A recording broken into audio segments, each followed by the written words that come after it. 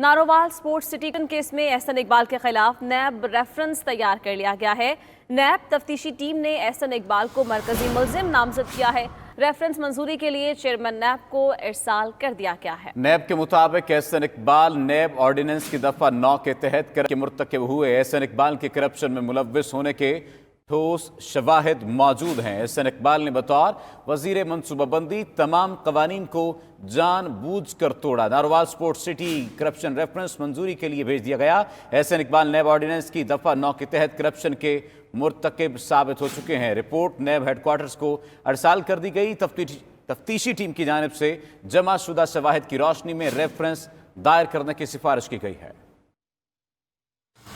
Narowal sports city case में नैब ने लीगी रहनुमा एहसन इकबाल के खिलाफ तहकीकात मुकम्मल करके रिपोर्ट नैब हेडक्वार्टर भेज दी। जमा शवाहिद की रोशनी में रेफरेंस दायर करने की सिफारिश। बताया साबिक वफाकी वजीर के करप्शन में मुलव्विस होने के ठोस शवाहिद मौजूद हैं।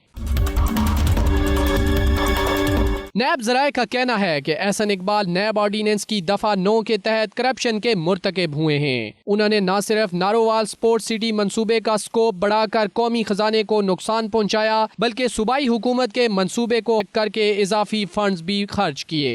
नैब के मुताबिक एहसन इकबाल ने बतौर वजीर मनसूबाबंदी तमाम कवानीन को जानबूझ कर तोड़ा। चेयरमैन नैब की मंजूरी के बाद रेफरेंस एहतसाब अदालत में दायर किया जाएगा। कबल अज़ीं Narowal sports city scandal case की समाअत एहतसाब अदालत के जज मोहम्मद बशीर ने की। एहसन इकबाल के जूनियर वकील सिकंदर एजाज अदालत के रूबरू पेश हुए। नैब तफ्तीशी अफसर ने बताया कि रेफरेंस प्रोसेस में है, कुछ वक्त दिया जाए। अदालत ने नैब की इस्तदा मंजूर करते हुए समाअत 26 अगस्त तक मुलतवी कर दी। साथी रिपोर्टर फैयाज महमूद के साथ हुसैन अहमद, 92 न्यूज़, इस्लामाबाद।